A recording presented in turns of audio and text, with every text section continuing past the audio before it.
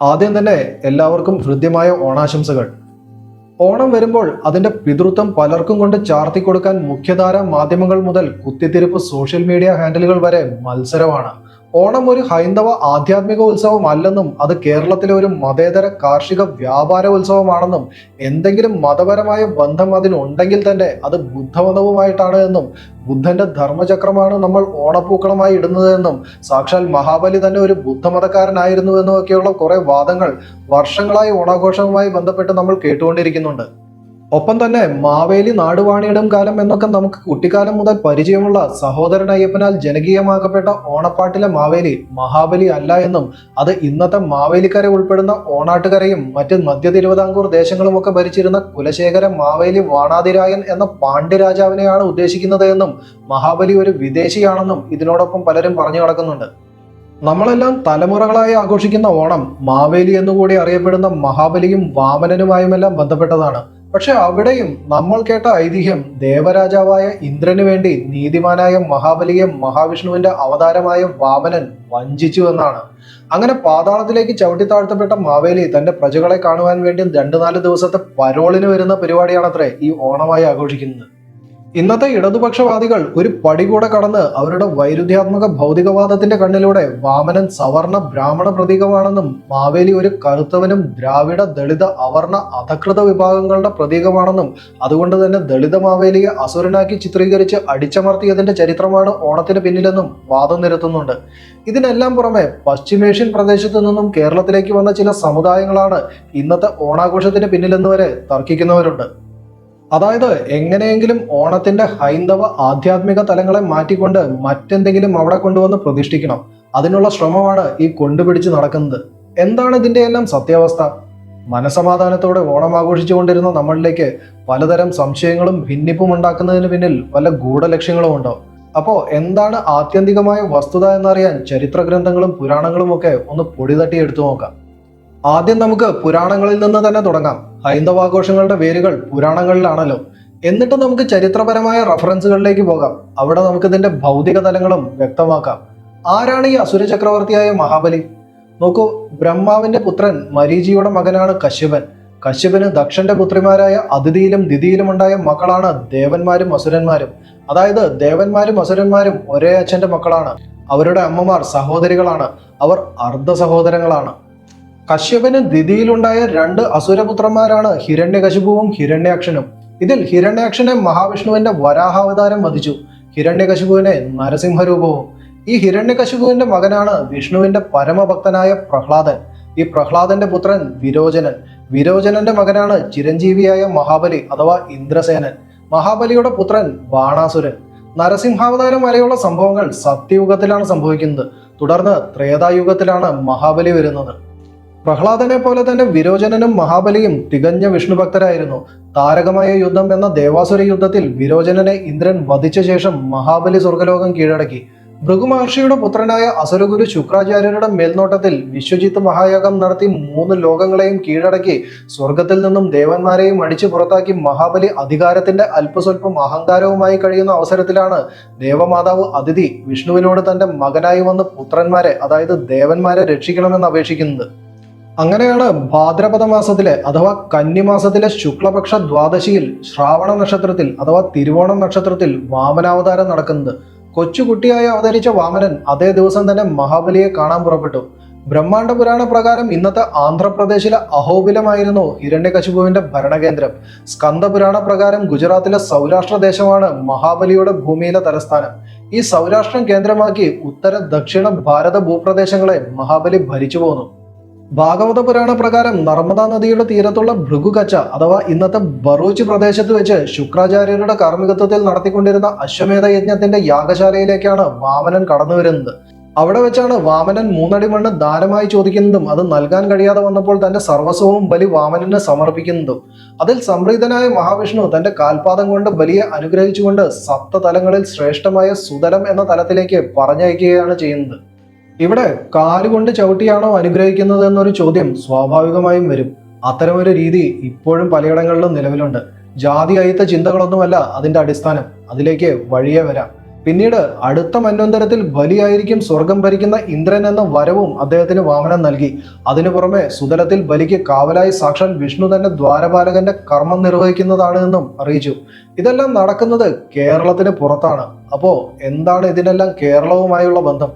കേരളം ഭരിച്ചിരുന്ന ആദ്യത്തെ രാജവംശം യാദവന്മാരുടെയാണ്. ഇത് ചരിത്രകാരന്മാരെല്ലാം സമ്മതിക്കുന്ന ഒരു വസ്തുതയാണ്.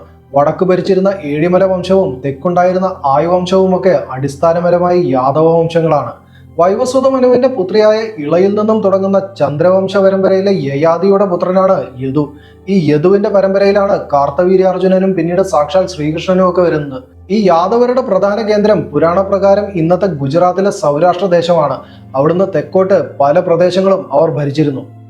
ആ സൗരാഷ്ട്രം തന്നെയായിരുന്നു ബലിയുടെയും തലസ്ഥാനം. മഹാബലിയുടെ കാലമൊക്കെ കഴിഞ്ഞാണ് യാദവന്മാർ ഉയർന്നു വരുന്നത്. ത്രേതായുഗത്തിൽ ബലിയുടെ യാഗശാല നിലനിന്നിരുന്ന അതേ നർമ്മദയുടെ തീരങ്ങളിൽ തന്നെയായിരുന്നു കാർത്തവീര്യാർജുനന്റെ യാദവ ഹെഹേയ സാമ്രാജ്യ തലസ്ഥാനമായിരുന്ന മാഹിഷ്മതി. അതെ, ബാഹുബലിയിലെ മാഹിഷ്മതി തന്നെ. ത്രേതായുഗത്തിലെ പരശുരാമാവതാരം ക്ഷത്രിയധർമ്മം മറന്നു പ്രവർത്തിച്ച കാർത്തവീര്യാർജുനന്റെ ഉൾപ്പെടെയുള്ള ക്ഷത്രിയ കുലങ്ങളെ യാതൊരു ദാക്ഷിണ്യവും കൂടാതെ സംഹരിച്ചു. കാർത്തവീര്യാർജുനന്റെ യാദവ ഹെഹേയ പരമ്പരയിൽപ്പെട്ട ഗർഭിണിയായ ഒരു രാജ്ഞി തന്റെ ഭർത്താവ് പരശുരാമനുമായുള്ള യുദ്ധത്തിൽ വധിക്കപ്പെട്ടു എന്നറിഞ്ഞ് ആത്മഹത്യ ചെയ്യാൻ ഒരുങ്ങിയപ്പോൾ അവരുടെ കുലഗുരു അതിൽ നിന്നും അവരെ രക്ഷപ്പെടുത്തിക്കൊണ്ട് ഹെഹേയ സാമ്രാജ്യത്തിന്റെ തെക്ക് ഭാഗത്തുള്ള ഇന്നത്തെ കേരളത്തിന്റെ വടക്ക് പടിഞ്ഞാറൻ തീരത്തെ ഏഴിമലയിലേക്ക് കൊണ്ടുപോയി എന്നാണ് 11-ാം നൂറ്റാണ്ടിൽ ജീവിച്ചിരുന്ന അതുലൻ രചിച്ച മൂഷികവംശം എന്ന ചരിത്രകാവ്യത്തിൽ പറയുന്നത്. കാശ്മീരിന്റെ ചരിത്രം പറയുന്ന കൽഹണന്റെ രാജതരംഗിണിയേക്കാൾ പഴക്കമുള്ളതാണ് ഈ മൂഷികവംശം.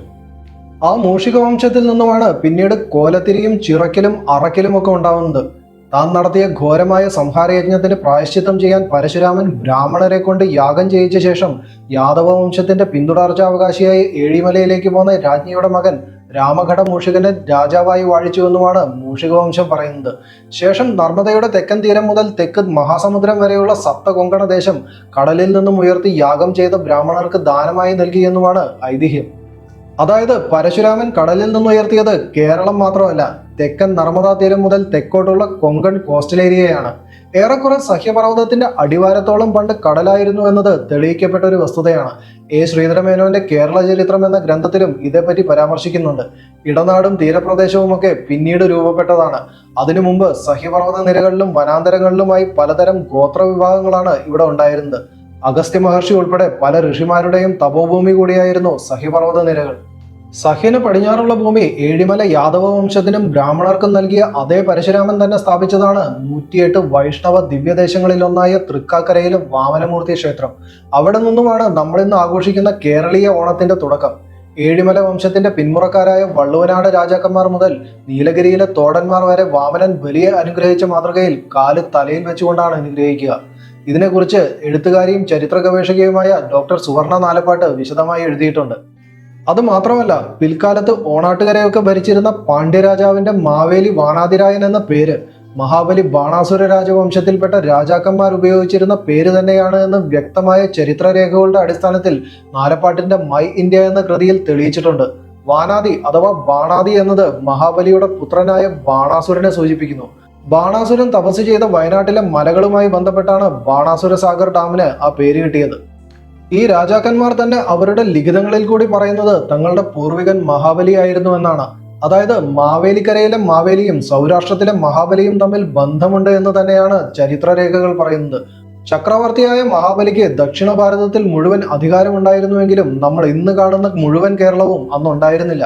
എന്നാൽ അതിനുശേഷം വന്ന മഹാബലി ബാണാസുര രാജവംശത്തിൽപ്പെട്ട തമിഴ്നാട്ടിലെ മാവേലി ബാണാതിരായന്മാർക്ക് ഇന്ന് നമ്മൾ കാണുന്ന കേരളത്തിലെ ഭൂപ്രദേശങ്ങളിൽ ഭരണമുണ്ടായിരുന്നു. കാഞ്ഞിരപ്പള്ളിയിൽ നിന്ന് കണ്ടെത്തിയ ഒരു ലിഖിതത്തിൽ മാവേലിയുടെ പേര് പരാമർശിക്കുന്നുണ്ട്. കാഞ്ഞിരപ്പള്ളിയിലെ മധുര മീനാക്ഷി ക്ഷേത്രത്തിൽ മാവേലിയെ സമരകോലാഹലൻ എന്നും മുടിയേട മണ്ണവനവാളൻ എന്ന തമിഴ് ലിഖിതത്തിൽ മാവേലി വാനാതിരായ എന്നും വിളിക്കുന്നു. ഇത്രയും പുരാണ പശ്ചാത്തലം. ഇനി എന്താണ് ഓണം? ഈ പറഞ്ഞ മഹാബലിക്കും മാവേലിക്കും വാമനനും ഒക്കെ ഓണവുമായി എന്താണ് ബന്ധം? എന്നു മുതലാണ് നമ്മൾ ഓണം ആഘോഷിക്കാൻ തുടങ്ങിയത്? കേരളത്തിൽ മാത്രമാണോ ഓണം ആഘോഷിക്കുന്നത്? നോക്കൂ, നമ്മൾ ധരിച്ചു വെച്ചിരിക്കുന്നത് പോലെ മഹാബലി പ്രജകളെ കാണാൻ വരുന്ന ദിവസമല്ല ചിങ്ങമാസത്തിലെ തിരുവോണം. അത് യഥാർത്ഥത്തിൽ കാർത്തിക മാസത്തിലെ അഥവാ വൃശ്ചിക മാസത്തിലെ ബലി പ്രതിപദയാണ്. അത് ദീപാവലിയുമായി ബന്ധപ്പെട്ട് കിടക്കുന്നു. അത് കേരളത്തിന്റെ മാത്രം ഉത്സവമല്ല. അങ്ങ് ജമ്മു കാശ്മീരിലും ഹിമാചൽ പ്രദേശിലും ഗുജറാത്തിലും മഹാരാഷ്ട്രയിലും ആന്ധ്രയിലും കർണാടകയിലും ഒക്കെ ആഘോഷിക്കുന്ന ഒരു ഹിന്ദു ഉത്സവമാണ്. ഇനി മഹാബലി ഒരു ദ്രാവിഡ രാജാവായിരുന്നോ? അല്ല. മഹാബലി ഒരു ബുദ്ധമതക്കാരനായിരുന്നോ? അതുമല്ല. അശ്വമേധയാഗം നടത്തുന്ന മഹാബലി എങ്ങനെയാണ് ബുദ്ധമതക്കാരനാകുന്നത്? മാത്രമല്ല, ത്രേതായുഗത്തിലെ മഹാബലിയുടെ കാലത്ത് ബുദ്ധൻ അവതരിച്ചിട്ട് പോലുമില്ല. ബുദ്ധൻ വരുന്നത് കലിയുഗത്തിലാണ്. ഇനി മഹാബലി ദളിതനും അവർണനുമാണോ എന്ന ചോദ്യം. വേദയജ്ഞങ്ങൾ നടക്കുമ്പോൾ യജമാനനായ ക്ഷത്രിയൻ യജ്ഞസൂത്രം, ബ്രഹ്മസൂത്രം എന്നൊക്കെ അറിയപ്പെടുന്ന യജ്ഞോപവീതം അഥവാ പൂണൂൽ ധരിച്ചിരിക്കണമെന്നാണ്. ഭൃഗു മഹർഷിയുടെ പുത്രനായ ശുക്രാചാര്യൻ ബ്രാഹ്മണനാണ്.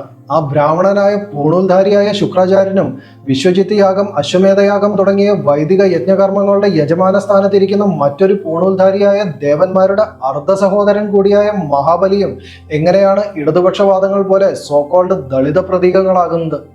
അപ്പോ മഹാബലി കേവലം ദ്രാവിഡനോ ദളിതനോ അവർണനോ ഒന്നുമല്ല, ബുദ്ധമതക്കാരൻ തീരെയുമല്ല. ദ്രാവിഡ ദേശം എന്നൊരു ഭൂപ്രദേശം കൂടി ഉൾപ്പെടുന്ന മൊത്തം ഭാരതഭൂമിയുടെ ചക്രവർത്തിയായിരുന്നു വിഷ്ണുഭക്തനായ മഹാബലി. അതുകൊണ്ടാണ് അങ്ങ് കാശ്മീർ മുതൽ കന്യാകുമാരി വരെ ബലിപ്രതിപദ എന്ന ആഘോഷത്തിലൂടെ മഹാബലിയെ ഇന്നും ഓർക്കുന്നത്. അപ്പോ മഹാബലിയുടെ തിരിച്ചുവരവ് അല്ലെങ്കിൽ പിന്നെ എന്താണ് ഈ ചിങ്ങമാസത്തിലെ ഓണം? തിരുവോണം വാമനമൂർത്തിയുടെ ജന്മനക്ഷത്രമാണെന്ന് പറഞ്ഞല്ലോ. പക്ഷെ വാമന ജയന്തി കന്നിമാസത്തിലെ തിരുവോണമാണ്. അപ്പോ നമ്മുടെ ഓണം എങ്ങനെ ചിങ്ങമാസത്തിലായി? ചിങ്ങമാസം അഥവാ ആവണി മാസം എന്നത് ശ്രാവണ മാസമാണ്. ചൈത്രം മുതൽ ഫാൽഗുനം വരെയുള്ള 12 മാസങ്ങൾ ഭരിക്കുന്നത് 12 നക്ഷത്രങ്ങളാണ്. ശ്രാവണ മാസം ശ്രാവണ നക്ഷത്രത്തിന്റെ അഥവാ തിരുവോണം നക്ഷത്രത്തിന്റെ പേരിലാണ് അറിയപ്പെടുന്നത്. വാമനന്റെ ജന്മനക്ഷത്രം കൂടിയായ ശ്രാവണ നക്ഷത്രം, അതേ ശ്രാവണ നക്ഷത്രം ഭരിക്കുന്ന ശ്രാവണം മാസത്തിൽ വരുന്ന ദിവസമാണ് ഓണമായി ആഘോഷിക്കുന്നത്. ഈ ശ്രാവണം എന്നത് ശ്രോണമായി ലോപിച്ച് പിന്നീട് അത് ഓണമായി തീർന്നതാണ്. കേരളത്തിലും പുരാതന തമിഴ് ദേശത്തും ജന്മനക്ഷത്രത്തിലാണ് ജന്മദിനം ആഘോഷിച്ചിരുന്നത്. എന്നാൽ കാലക്രമേണ ആ സമ്പ്രദായം തമിഴ്നാട്ടിൽ ജന്മതിഥിയായി മാറി. എന്നിരുന്നാലും ഇന്നും കേരളത്തിൽ ഈ സമ്പ്രദായം നിലനിർത്തിയിട്ടുണ്ട്. കേരളത്തിലെ ക്ഷേത്രങ്ങളിൽ ദേവന്റെ ജന്മദിനം ജന്മനക്ഷത്രത്തിൽ ആഘോഷിക്കപ്പെടുന്ന പതിവുണ്ട്. കേരളത്തിലെ പ്രദേശങ്ങളിൽ പക്കപ്പിറന്നാൾ എന്ന് നമ്മൾ പറയുന്ന അതേ സംഭവം. പല ക്ഷേത്രങ്ങളും ഓണത്തിലോ സമാനമായ ദിവസങ്ങളിലോ വിഷ്ണുവിന്റെ ജനനം ആഘോഷിക്കുന്നുണ്ട്. തിരുപ്പതി വെങ്കടേശ്വര ക്ഷേത്രം, തുളുനാട്ടിലെ ഉടുപ്പി, കേരളത്തിലെ തൃക്കാക്കര എന്നിവയെല്ലാം ഉദാഹരണങ്ങളാണ്. അതായത് ഓണം കേരളത്തിൽ മാത്രമല്ല ആഘോഷിച്ചിരുന്നത് എന്നർത്ഥം. ഇനി ഈ പുരാണ വൃത്തങ്ങളല്ലാതെ ഇതിനൊക്കെ എന്ത് ഭൗതികമായ തെളിവാണ് ഉള്ളത് എന്നായിരിക്കും അടുത്തതായി ചോദിക്കാനുണ്ടാവുക. നമുക്ക് സംഘകാല കൃതികളിൽ നിന്ന് തന്നെ തുടങ്ങാം. മാങ്കുടി മരുതനാർ എഴുതിയ മധുരൈ കാഞ്ചി എന്ന സംഘകാല കൃതിയിലാണ് തമിഴ്നാട്ടിലെ ഓണാഘോഷത്തെ പറ്റിയുള്ള പരാമർശങ്ങൾ. അസുരശക്തികൾക്ക് മേൽ വിജയം നേടിയ സ്വർണമാല ധരിച്ചെത്തിയ മായോൻ എന്ന ദേവന്റെ ജന്മദിനമായാണ് നമ്മൾ ഓണം ആഘോഷിക്കുന്ന ദിവസത്തെ അവർ കണ്ടിരുന്നത്. ഈ മായോൻ കാവൽ ദൈവമാണ്, അഥവാ സംരക്ഷണത്തിന്റെ മൂർത്തി. കമ്പരാമായണത്തിലും ഇളങ്കോ അടികർ രചിച്ച പുരാതന ഇതിഹാസമായ ചിലപ്പതികാരം എന്ന കൃതിയിലും പറയുന്നത് മായോൻ എന്നത് മഹാവിഷ്ണുവിന്റെ പര്യായമാണ് എന്നാണ്. വിഷ്ണുവിന്റെ പ്രാദേശിക നാമമാണ് മായോൻ. സംഘകാലത്തിലെ പാണ്ഡ്യരാജാവായിരുന്ന നെടുഞ്ചൊലിയൻ ഓണം ആഘോഷിച്ചിരുന്നതിനെ പറ്റിയും ഈ സംഘകാല കൃതികളിൽ പറയുന്നുണ്ട്. അദ്ദേഹത്തിന്റെ കാലഘട്ടത്തെ പറ്റി തർക്കങ്ങളുണ്ടെങ്കിലും ഏറ്റവും കുറഞ്ഞത് CE 3-ാം നൂറ്റാണ്ടിലാണ് അദ്ദേഹം ഭരിച്ചിരുന്നതെന്ന് അനുമാനിക്കുന്നു. തമിഴ്നാട്ടിലെയും കേരളത്തിലെയും ഓണാഘോഷങ്ങൾക്ക് സമാനതകൾ ഉണ്ടെന്ന് ചരിത്രകാരന്മാർ കണ്ടെത്തിയിട്ടുണ്ട്. ഇതേക്കുറിച്ച് ചരിത്ര ഗവേഷകയും ആക്ടിവിസ്റ്റുമായ അഞ്ജലി ജോർജ് ഓണാഘോഷത്തെ പറ്റിയുള്ള തന്റെ ലേഖനത്തിൽ വ്യക്തമായ റെഫറൻസുകളോടെ വിശദമാക്കുന്നുണ്ട്. അതെന്തൊക്കെയാണെന്ന് നോക്കാം. 7-ാം നൂറ്റാണ്ടിലെ തേവാരം എന്ന കൃതിയിൽ മൈലാപ്പൂരിലെ കപാലീശ്വര ക്ഷേത്രത്തിൽ തമിഴ് മാസമായ ഐപ്പസിയിലെ ഓണാഘോഷത്തെക്കുറിച്ച് ശൈവ സന്യാസി തിരുജ്ഞാന സംബന്ധർ എഴുതിയിട്ടുണ്ട്. മൈലാപ്പൂർ ഒരു ശിവക്ഷേത്രമായിരുന്നു. അതേപോലെ വൈഷ്ണവ ആൾവാർ സന്യാസിമാരുടെ 4000 ദിവ്യപ്രബന്ധവും വിഷ്ണുവിന്റെ ജന്മദിനമായി അടയാളപ്പെടുത്തിയ തിരുവോണ തിരുവിഴയെക്കുറിച്ച് പ്രതിപാദിക്കുന്നുണ്ട്. ഇതുകൂടാതെ പെരിയാൾവാരുടെ 9-ാം നൂറ്റാണ്ടിലെ പതികകളും പല്ലടുകളും ഓണാഘോഷങ്ങളെയും വിഷ്ണുവിനുള്ള വഴിപാടുകളെയും കുറിച്ച് വിവരിക്കുന്നു. കൂടാതെ ഉത്സവങ്ങളെയും സമൂഹ പരിപാടികളെയും വിവരിക്കുന്നുണ്ട്. ഇനി കേരളത്തിലേക്ക് വന്നാൽ തിരുവല്ലയിൽ നിന്ന് കണ്ടെത്തിയ CE 861 സ്ഥാണുരവിയുടെ ഭരണകാലത്തുള്ള ചെമ്പുഫലകം സമീപത്തുള്ള തിരുവാട്ടുവായി ക്ഷേത്രത്തിലെ ഓണാഘോഷങ്ങളെക്കുറിച്ച് സൂചന നൽകുന്നു. തിരുവല്ലയിൽ നിന്ന് ലഭിച്ച 12-ാം നൂറ്റാണ്ടിലെ മറ്റൊരു ലിഖിതം ശ്രീ വല്ലഭ ക്ഷേത്രത്തിലെ ആവണി ഓണാഘോഷവേളയിലെ ചെലവുകളെയും വരുമാനത്തെയും കുറിച്ച് പ്രതിപാദിക്കുന്നുണ്ട്. പഴയ തിരുവിതാംകൂറിലെ കന്യാകുമാരി ജില്ലയിലെ മണലിക്കരയിലുള്ള ആഴ്വാർ ക്ഷേത്രത്തിലെ ഒരു ശിലാലിഖിതവും ഓണത്തെക്കുറിച്ചുള്ള സൂചന നൽകുന്നു. ഇതുകൂടാതെ 11-ാം നൂറ്റാണ്ടിലെ ഭാസ്കര രവിവർമ്മന്റെ ഭരണകാലത്തെ ഒരു ലിഖിതത്തിൽ തൃക്കാക്കര വാമനമൂർത്തി ക്ഷേത്രത്തിലെ പൂരാടം, ഉത്രാടം, തിരുവോണം ദിവസങ്ങൾ ശുഭകരമായ ദിവസങ്ങളാണെന്ന് പറയുന്നു. 28 ദിവസം വരെ ഗംഭീരമായി ആഘോഷിച്ചിരുന്ന ഈ ക്ഷേത്രോത്സവത്തിൽ കേരളത്തിലെ എല്ലാ ഭരണാധികാരികളും പങ്കെടുത്തിരുന്നു. 64 ഗ്രാമത്തിൽ നിന്നുള്ള 64 ആനകളും പെരുമാളിന്റെ ഒരാനയും ഉൾപ്പെടെ ആകെ 65 ആനകൾ എഴുന്നള്ളത്ത് നടത്തിയിരുന്നു. അത്തം ദിവസത്തെ ഉത്സവം സാമൂതിരിയും കൊച്ചിരാജാവുമാണ് നടത്തിയിരുന്നത്. പാരമ്പര്യത്തിന്റെ തുടർച്ചയായി തിരുവോണത്തിന് 10 ദിവസം മുമ്പ് അത്തം ദിവസം കൊച്ചിരാജാവ് ഉത്സവ വസ്ത്രങ്ങൾ ധരിച്ച് തൃക്കാക്കര ക്ഷേത്രം വരെ ആചാരപരമായ മാർച്ച് നടത്താറുണ്ടായിരുന്നു. ഇനി നമുക്ക് ചില യൂറോപ്യൻ രേഖകളിലേക്ക് വരാം. 18-ാം നൂറ്റാണ്ടിൽ ഇന്ത്യയിൽ വന്ന ഓസ്ട്രിയൻ മിഷണറിയായ സെന്റ് ബാർത്തിലോമയോയിലെ പോളിനസിന്റെ a voyage to the East Indies എന്ന ഗ്രന്ഥത്തിൽ ഓണത്തെക്കുറിച്ച് പറയുന്നത് അത് വിഷ്ണുവിന്റെ ഭൂമിയിലേക്കുള്ള വരവ് ആഘോഷിക്കുന്ന ഉത്സവമാണ് എന്നാണ്. തുടർന്ന് 19-ാം നൂറ്റാണ്ടിലെ സ്കോട്ടിഷ് സിവിൽ സർവന്റായ വില്യം ലോഗൻ തന്റെ മലബാർ മാനുവലിലും പറയുന്നത് ഓണത്തിന് പ്രജകളെ കാണാൻ വരുന്നത് വിഷ്ണുവാണ് എന്നാണ്. അതേ 19-ാം നൂറ്റാണ്ടിൽ ബ്രിട്ടീഷുകാരനായ ഫ്രാൻസിസ് ഡേ എഴുതിയ the land of the Permauls or Cochin its past and the present എന്ന കൃതിയിലും ഇതുതന്നെയാണ് പറയുന്നത്. ഇക്കണ്ട തെളിവുകളെല്ലാം വിളിച്ചു പറയുന്നത് ഓണം വാമനനുമായി ബന്ധപ്പെട്ട ഉത്സവമാണ് എന്നാണ്. പിന്നെ എന്നു മുതലാണ് ഓണം മാവേലിയുമായി കണക്റ്റഡ് ആയത് എന്നൊരു ചോദ്യം സ്വാഭാവികമാണ്. ഓണം മഹാബലിയുമായി ബന്ധമുള്ളത് തന്നെയാണ്. വിഷ്ണുവിന്റെ അവതാരമായ വാമനെ പൂജിക്കുന്നതിനോടൊപ്പം തന്നെ വിഷ്ണു ഭക്തനായ മഹാബലിയെയും നമ്മൾ ആരാധിക്കുന്നുണ്ട്. പക്ഷേ മഹാബലി 4 ദിവസത്തെ ലീവിന് വരുന്ന പരിപാടിയെയല്ല നമ്മൾ ഓണമായി ആഘോഷിക്കുന്നത് എന്ന് മാത്രം. എന്നു മുതലാണ് മഹാബലിയുടെ വരവ് ഓണവുമായി കൂടിക്കലർന്നത് എന്നതിനെ പറ്റി ഊഹങ്ങൾ മാത്രമാണ് ചരിത്ര ഗവേഷകർക്കിടയിലുള്ളത്. അതാണ് പലരും ദുരുപയോഗം ചെയ്യുന്നതും. തെക്കൻ കേരളത്തിലെ ഓണാട്ടുകര പ്രദേശത്ത് വിളവെടുപ്പ് നടന്നിരുന്നത് ശ്രാവണ മാസത്തിലായിരുന്നു. അവിടം ഭരിച്ചിരുന്ന രാജാവ് മഹാബലി ബാണാസുര വംശത്തിൽപ്പെട്ട മാവേലി വാനാതിരായ കുലശേഖര രാജാവ്. ആ രാജാവിന്റെ പേരിലാണ് പണ്ട് പാക്കനാരൊക്കെ പാടി നടന്ന മാവേലി നാട് വാണിടും കാലം എന്നൊക്കെയുള്ള നാടോടി ഗാനം ഉണ്ടായത്. അതിലേക്ക് സോഷ്യലിസ്റ്റ് ആശയങ്ങൾ പിന്നീട് വന്നു ചേർന്നത് സഹോദരൻ അയ്യപ്പനിൽ കൂടിയാണ്. വടക്കൻ കേരളത്തിലെ നമ്പൂതിരി ബ്രാഹ്മണരായിരുന്നു കൂടുതലും മഹാബലി തിരിച്ചു വരുന്ന ബലിപ്രതിപദയ്ക്ക് പൂജകൾ നടത്തിയിരുന്നത്. തെക്ക് നിന്നുള്ള മാവേലിയും വടക്ക് നിന്നുള്ള ബലിപ്രതിപദയുടെ ഐതിഹ്യവും തിരുവോണ ദിനവുമായി കൂടിക്കുഴഞ്ഞതാവണം ഓണം മഹാബലി എന്ന മാവേലിയുടെ തിരിച്ചുവരവായി കാണാൻ തുടങ്ങിയതിന് പിന്നിലുള്ള കാരണം. പിന്നീട് പലരും ഇത് ജാതി രാഷ്ട്രീയത്തിന്റെ ഒരു ആയുധമായി ഉപയോഗിച്ചു തുടങ്ങി. ഇനി ഓണം ഒരു കാർഷിക വ്യാപാര ഉത്സവമാണോ എന്ന ചോദ്യം ബാക്കിയുണ്ട്. ആണ്. ഓണം ഒരു കാർഷിക വ്യാപാര ഉത്സവം മാത്രമല്ല, അതൊരു വിളവെടുപ്പിന്റെ ഉത്സവം കൂടിയാണ്. കൃഷി ഒരു യജ്ഞമാണ് എന്ന് തന്നെയാണ് വേദങ്ങൾ പറഞ്ഞു വെക്കുന്നത്. ഭാരതീയ സംസ്കൃതിയിലും ധർമ്മത്തിലും ആധ്യാത്മികതയും ഭൗതികതയും പരസ്പര പൂരകങ്ങളായിട്ടാണ് കാണുന്നത്. ഒന്ന് മറ്റൊന്നിനെ കോംപ്ലിമെന്റ് ചെയ്തുകൊണ്ടാണ് നിലനിൽക്കുന്നത്. ഇവ തമ്മിൽ സംഘർഷങ്ങളില്ല. അതുകൊണ്ട് തന്നെ എല്ലാ ആഘോഷങ്ങൾക്കും ആധ്യാത്മികവും ഭൗതികവുമായ തലങ്ങളുണ്ടായിരിക്കും. അതാണ് ഇവിടെയുള്ള ക്ഷേത്രോത്സവങ്ങൾ മുതൽ അങ്ങ് കുംഭമേള വരെ കാണുന്നത്. ഭാരതത്തിന്റെ കാർഷിക പാരമ്പര്യം നോക്കിയാൽ തന്നെ കാണാം, അവയെല്ലാം പലതരം ആചാരാനുഷ്ഠാനങ്ങളുമായി ബന്ധപ്പെട്ട് കിടക്കുന്നു. ഇനി ഓണപ്പൂക്കളം എന്താണെന്ന് നോക്കാം. അത് ബുദ്ധമത പ്രതീകമായ ധർമ്മചക്രമാണ് എന്നാണ് മാളവിക ഭിന്നിയെ പോലെയുള്ള ചരിത്ര ഗവേഷകർ പറഞ്ഞുകൊണ്ടുവരുന്നത്. അവരാദ്യമായി മനസ്സിലാക്കേണ്ട ഒരു കാര്യം ഈ ധർമ്മചക്രത്തിന്റെ ഉറവിടം വേദങ്ങൾ തന്നെയാണ് എന്നതാണ്. വേദങ്ങളിലെ കാലചക്രയജ്ഞ വിദ്യയിൽ അധിഷ്ഠിതമാണ് ധർമ്മചക്രം. അത് തന്നെയാണ് വിഷ്ണുവിന്റെ സുദർശന ചക്രവും.